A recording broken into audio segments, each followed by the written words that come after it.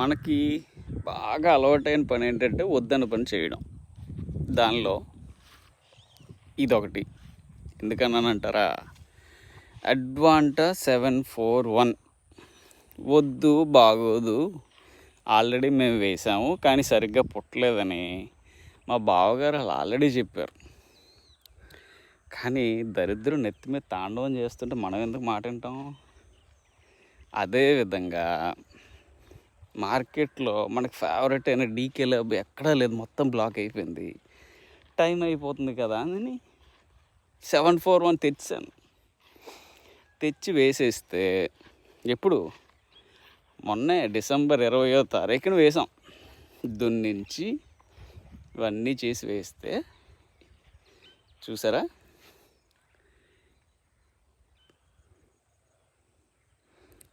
For example 1000 సీడ్స్కి 200 seeds మొలిచాయి. ఇదైతే అసలు లేనే లేదు. ఇలాగా మనం 3 ప్యాకెట్లు తెస్తే 1 కేజీన్నర ఎంతో మిగిలింది.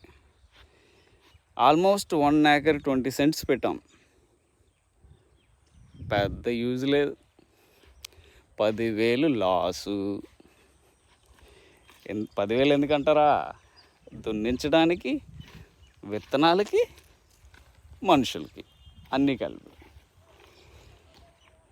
కంపెనీ వాడికి కంప్లైంట్ చేస్తే అలాగే సార్, రీసాల్వ్ చేస్తాం సార్, పంపిస్తాం సార్, అది ఇది అని నిన్న ఏదో అన్నారు. మరి చూడాలి కంపెనీ వాడు ఏ విధంగా మనకి రెస్పాండ్ అవుతాడా అనేది. ఇదిగోండి ఇవే ప్యాకెట్స్. వ్యాలిడ్ అప్ టు కూడా చూసారు కదా, మ్యానుఫ్యాక్చరింగ్ డేట్ కూడా అక్టోబరే. పోనీ అలాగని చెప్పి మనం ఎక్స్పైర్ అయిన సీడ్స్ కూడా తేలేదు. 741 ఇలా ఉంటుంది. రైతులేమో కొనేయడం, వీళ్ళేమో ఇలా దెబ్బేయడం. కంపెనీ వాడు ఏమైనా కాస్త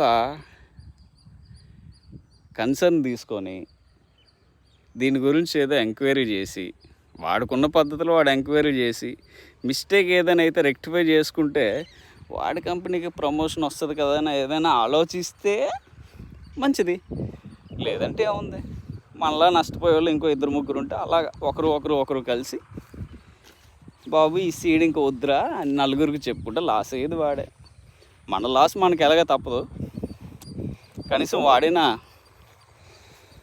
దాన్ని రెక్టిఫై చేసుకుంటాడేమో చూద్దాం. ఓకేనా? This is Murali from గుణిదాం.